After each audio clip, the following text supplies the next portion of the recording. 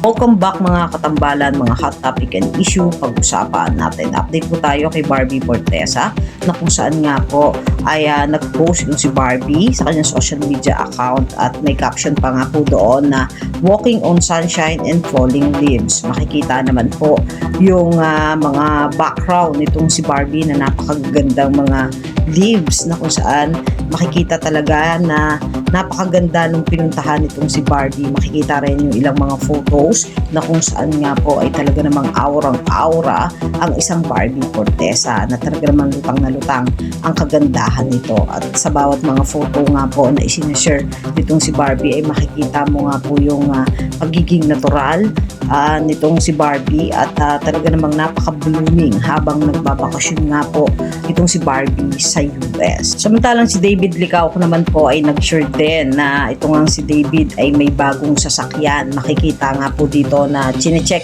nitong si David yung kanyang bagong car at minamaneho nga po nitong si David na talaga namang napakaganda at napakaangas nga po ng bagong sasakyan nitong si David.